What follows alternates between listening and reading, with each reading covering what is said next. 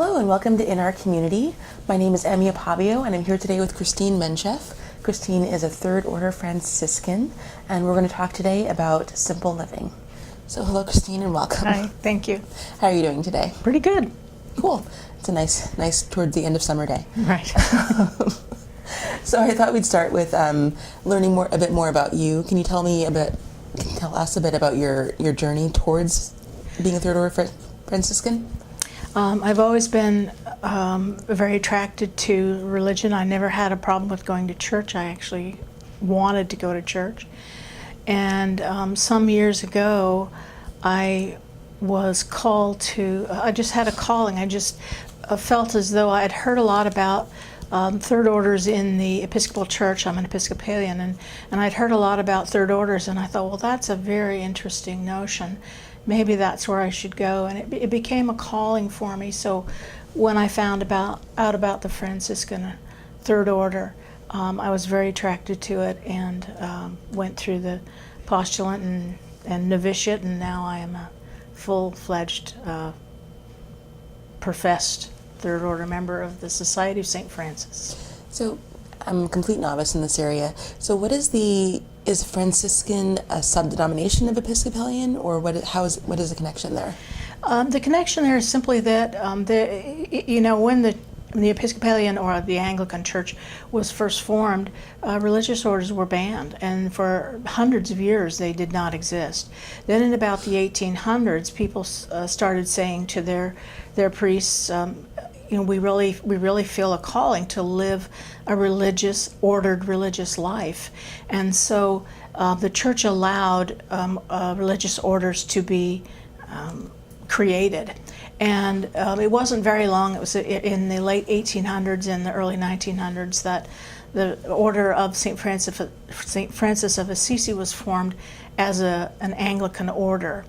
It'd been an order in the Catholic Church since St. Francis of Assisi founded it in 12 whatever, but it was a new order for the Anglican Church. So it's really not a sort of subgroup, it's just an endorsed or acknowledged religious order, persons who decide to live by a rule of life and a set of vows that they write for themselves, and they have a fellowship between each other, so it helps them to live a better Franciscan life. And then we chose St. Francis of Assisi because we liked his values. And what are his values? His values are basically to make God known and loved everywhere, to love your neighbor as you love yourself, and to live a simple life, because that is how you are going to advance in your religious journey. And so as a Third Order Franciscan, I'm assuming there's a First and Second Order as well. So can you tell us a bit about what each of those levels mean? The First Order Franciscans are monks or nuns who live in actual community. They live together and they hold their property in common. So in other words, if you join an order and you have a house and so forth, all the proceeds from that go into the common pot, and you work outside the order, but all the money, all the salaries and so forth are put into the common pot, and everyone in the order lives off of that pot. But also they have taken vows, literal vows of chastity, poverty, and obedience. And so that's a little bit different than for the Third Order people who want to live in they want to live up to those same principles, but they already have obligations in the world. You can't throw over a family or a husband, and you can't necessarily throw over a job. And so it allows persons, we call lay persons, to live in the spirit, but not in the literal vows of chastity, poverty, and obedience. And the Second Order is actually a very small order at this point for the Franciscans, or for the Anglican Franciscans, and it's a group of contemplative nuns, and as far as I'm aware, they're all located in England at this time. The order may not exist in a few years. They're quite elderly. So as a Third Order Franciscan, it sounds like you're still living in the principles of St. Francis, but you are doing it in just a more worldly sort of way? Yes. What we've been able to do, and I think everybody does this to some extent, but you take those vows of the words chastity, obedience, and poverty, and you look at what they really mean, and you step away from the very specific definition that they may have, and you apply them to how you can live in that spirit in your own life. And so you're living with those same principles. You're just doing it in a different way because you already have other obligations. So in terms of simple living, how does that play out in your life? Simple living is a blessing. It's something to strive for, but it's not necessarily easy. The obvious parts of simple living are eschewing objects, things, jewelry, things like that. Not that I don't have those things, but that I no longer feel the need to display them to others. It doesn't give me a huge amount of pleasure. If I want to wear something pretty today, it's because I want to wear something pretty today, not because I want to impress you or something like that. So those kinds of things are fairly easy to accomplish. It saves me a lot of money when I can say, that's very beautiful, but it doesn't mean I have to own it. It's still beautiful even though I don't own it. And so that freedom from feeling like I have to own something that is beautiful is a form of simplicity. That's fairly easy to achieve because it has visible and very attainable and very obvious effects on my life as a human being. I spend less money, I worry less about where my things are because I don't have that many things. And if I need to give something away to someone else, it's easier to say goodbye to it, even though I loved it at one time, because somebody else is going to get the value and the use out of that object or whatever it is, a book or something. So those parts of living simply are easy. The other parts of living simply are much more difficult, and you fall into knowing about these as time goes by in your studies. And it's about not being attached to things so strongly that the things and the attachment begin to run your lives. Mm-hmm. I was thinking about it when I was coming here today, and it's like I'm an onion, and I'm at the inside of the onion is me, and there are all these layers of things that I do for others or for other reasons outside of my own desires in order to maybe look a certain way, sound a certain way. Examples would be, for instance, a person who is going to go shopping with friends, and they decide to go to a very expensive store, and they all have to have one of these expensive items, and they're not guided by the fact that they need it or guided by the fact that it's really going to make them feel better. They're guided by the fact that other people are doing it, and they want to be included in that group of other. So learning to live simply is looking at that situation and seeing how you are in there, what you want, and how you can still be accepted and yet maybe not do those things. So those things and those ideas, and they provide these layers that keep you inside the onion. And so you want to be outside the onion because you want to be with God, and God's out there. And so you have to peel away those layers and of doing things for everybody else, the reasons that everybody else is telling you, not your own reasons. And that's really quite difficult. It's very difficult. Some of those things are so subtle you don't even know that you are pressured by outside ideas and outside thoughts until you start looking at it very carefully. So that's very interesting, because it makes me think of, and maybe I'm misinterpreting it, so you'll let me know. It makes me think that as you get to know yourself more, you get closer to God, to knowing God? Absolutely. And even Jesus and the Buddha said the same thing, that if you can get rid of these attachments to what we call our worldly world, you will become closer, because they remove the barriers behind which you may be hiding behind those barriers, or people may be hiding you behind those barriers, but you're trapped by them. And so by removing those barriers, you can see God, because God is everywhere, and God wants you to be everywhere with Him. And so removing those layers is certainly an important part of a spiritual growth. So may I ask, when you do find yourself challenged, when you feel as if you, I'm not sure how to phrase this, but when you feel as if the layers of your onion are a little too tough, how do you handle those challenges? Well, sometimes you have to background look the other side of the onion and say, I can't deal with that one today. That one's really tough. And that's true. You have days, I have days when I feel, that I say, oh gosh, I thought I got rid of that, little obsession or whatever, and here it is back again.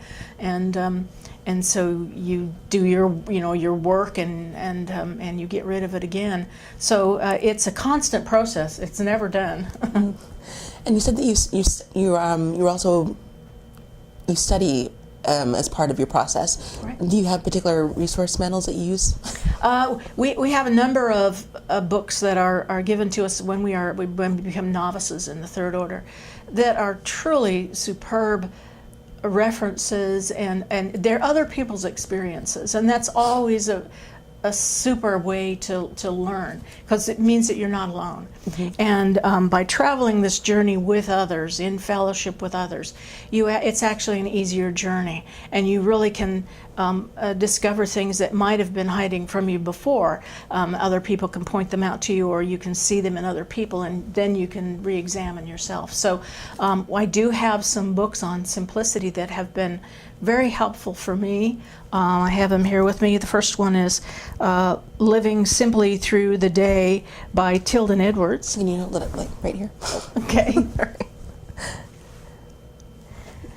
And the second one is by an author who is just a marvelous author. He's written so many books, and I tell you, if you buy any of his books, you will enjoy it and you will get a lot out of it. And this is Richard Rohr. Richard Rohr is actually an order of Friars Minor. He is actually a Catholic Franciscan and a very, very famous man, writes a lot of books. This one is just called Simplicity.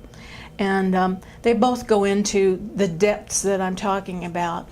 The simple things are something you figure out yourself, but these guys go way deeper than that. And it really helps you on your spiritual journey. And so,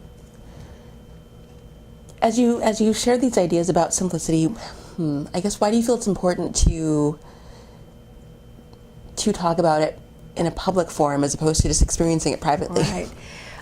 Because I really feel that it has the potential to help others, whether your journey is to the Christian God, or whether you're a Muslim, whether you're a Jew, or whether you're a Buddhist or a Hindu, or any of the other many religions. You are looking for your relationship with your higher power, and it all goes down to peeling away the layers of your social life, your environmental life, and becoming that simple person to whom God wants a relationship, and you in turn want the relationship with your higher power as well. So it's not just a Christian journey. It's a journey that I think everybody should take, and I encourage people to look into taking this journey. It really, like I said, whether you're a Christian or a Muslim or Jew or whatever you are, you're going to find out so much about yourself and about others and about the world. I think it's going to be enlightening and give you hope. So as people consider the idea of beginning this journey, as they contemplate the start of it, how would you advise them to start? That a lot depends on where they are at the time, of course. For persons who want to do it in the Christian traditions, any of the religious orders, I think, is going to be a way to and just going to church and learning about the Bible and learning about what God wants of us and so forth, learning how to pray. All of these things are going to be very useful for Christians. The same is true for Muslims and Jewish people. They pray and they have their relationship with God, and they can also go to their formal churches and their formal places and get a lot of help from others who would be pleased to accompany them on the journey. And for Buddhists, there's so much here in the Bay Area, so much material and so many places and so many people available for that Buddhist habit of being contemplative and meditating. Those are different things. So doing both of those and learning more about yourself and about others. What about people who are not part of a specific religious tradition but have a more generalized spirituality? That's a little tougher. I don't know of resources that necessarily attack this, this onion business,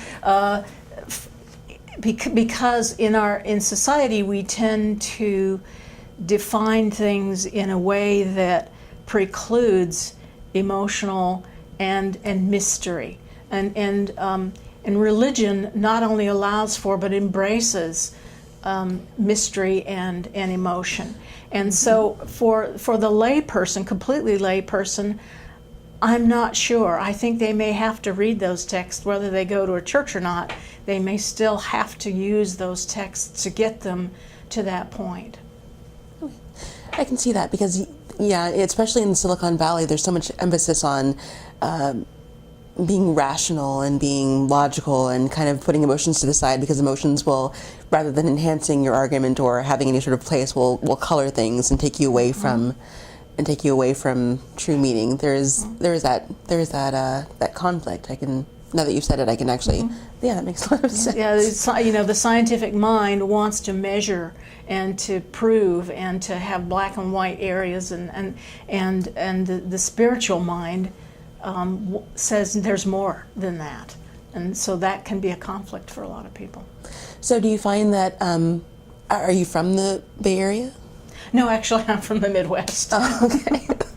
So when you came to the Bay Area, I guess I wonder, in Silicon Valley, do you feel that there's a different sort of mindset or a different sort of challenge as far as following a simple life than you would necessarily have if you were in the Midwest or any place else in the country? I think because it's a very affluent area on the Main, it makes it very difficult. Those layers are very subtle, and sometimes they, like I said, they'll climb back on the onion, and you don't know they're there. So, yes, it's very difficult actually. I think it would be easier if you lived in a more isolated community that wasn't so tied up with, which clothes you're wearing and which place you're eating at and which car you're driving and all of those things. And for a lot of the Bay Area, that's a big portion of how they make their decisions, is how's it going to look to other people. And so and all I'm saying is that's not what's important. It's how it feels to you, and whether you're happy with it, and whether it makes you feel right. Sometimes we're doing things that really don't make us feel right, but we're not willing to admit that because we want to be part of a group. That makes sense. So, as you say that, it made me think about sometimes when I'm listening to conversations that religious people have, there's, as opposed to that being just a secular concern, I don't know if that's the right word, but sometimes it's also a concern within the church community, where they sometimes feel constrained by the church community they're in because they are worried about what their church members will think about them. So as a person who's been involved with organized religion, how do you tackle that? That's a really good question, and part of that's my personality. I always ask questions. If you tell me that something works a certain way, I'm always going to find that place where it doesn't work that way. That's just me, and I think that's made it much easier for me in the religious environment to say, well, I'm okay here, but I have these questions. I'm going to ask those. I may do it privately, or I may do it in another group of people, but I'm able to sort of juggle all of these things because I have that kind of a mind. But you're absolutely right. Persons who don't have that kind of a mind, who don't question things, and who don't, it may be tougher for them. And I hadn't thought of that, so I don't know what to tell them. Okay, so getting back to your path of simplicity, so living in the Bay Area where everything is kind of, there's a certain level of image consciousness that's just kind of built into the fabric of things.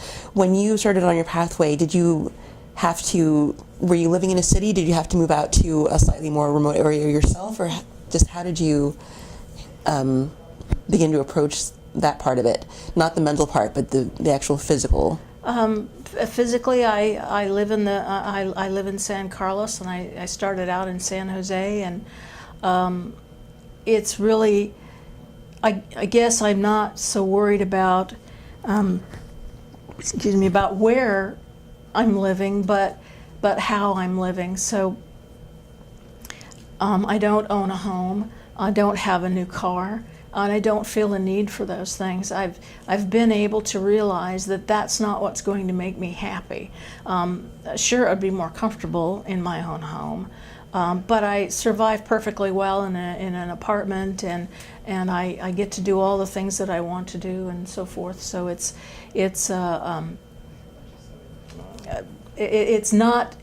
not as difficult as one would think. You really don't have to make vast changes. You just have to look at what you're doing, why you're doing it, and decide whether that's really what you want to do. Okay, that makes a lot of sense. You mentioned that you had some readings that you wanted to share as well? Yes, I thought I might read about spirituality, because that's a very loaded word in the modern society. And this description of what spirituality is, I felt was a lot more comprehensive and inclusive than some of the ones that we're typically used to. May I ask what? This is a book called Education for Ministry, and it's actually a study guide for a class that I'm taking through Sewanee Theological Seminary for the Episcopal Church. Okay. So the writer of this is Urban Holmes, the third, who used to be the dean of the theological school at Sewanee. And this is what he has to say about defining spirituality. I'm defining spirituality as 1, a human capacity for relationship; 2, with that which transcends sense phenomena, meaning you can't measure it. This relationship, 3, is perceived by the subject as an expanded or heightened consciousness independent of the subject's efforts. And it is 4, given substance in the historical setting and exhibits itself in creative action in the world. So it really opens up spirituality to pretty much anybody. So when you first read that, what did you take from it initially? That all of us are spiritual creatures. We sort of pick on people, say, well, that person's really spiritual, she prays a lot. It's not about praying. It's not about even going to church. It's about being a person who is willing to enter that relationship with something which is mysterious and beyond yourself. And then so this is, I don't know if this is going to be a good question, but when you first read the quote, you had an initial impression of it. Now that you've mulled it over more, do you find that you are getting more from it, or getting different things from the concept? It's yes. Excuse me. As I read more into not only this article but a lot of other things, I'm finding that mystery and that relationship, those are things that we all seek. And the understanding the mystery and accepting the mystery is a difficult part for some people. But seeking it and seeking that relationship with something outside of ourselves seems to be almost a condition of being a human. We don't live readily on our own. People don't readily exist totally alone and self-sufficient. We do need others, and we do need relationship with others. And so it's learning that and applying that to how I deal with people around me and friends and persons I don't like, and all those things. It all comes down to that basic need to have a relationship with others. So then, going back to when you were talking about how the how people might go shopping and they might buy things not because they want or need them necessarily, but just because they want to fit in. Right. How does your life, your simple living philosophy, play into the relationships that you have or create? Well, basically, I guess if I was in a group of people that were treating me poorly because I wasn't dressed right, I'd be out searching for new friends. That's not. We tend to gravitate and to stick with people with whom we can develop that relationship and with whom we can feel comfortable, even on days when we're, not feeling very good about things, and on days when we're feeling truly excellent about everything. On days when we're looking great and on days when we're looking poor. It's in the circle of people that you deal with, and the group values that you have, not only your individual values but the group values that you have, that defines the group that you're going to be comfortable with. And if you're not comfortable with that group, it's time to find a new group. So if people want to find out more about simple living, do you have any resources or websites that you might suggest? As far as simple living, the Center for it's Richard Rohr's Center in New Mexico, cac.org, and Center for Action and Contemplation, I think it's called. And that is such a wonderful resource for different books, not only by Richard Rohr, but by many other very famous authors, about the human condition and about how we feel and think and express ourselves, etc. Very good site. And then also, if you're interested in the Third Order specifically, we have a site, tssf.org, and you'll be able to find out more about the Franciscans on that site. Okay. Well, thank you so much. Thank you. Thank you to Cristine Mincheff. Thank you for watching. This has been In Our Community. My name is Emmy Apavio. We'll see you next time.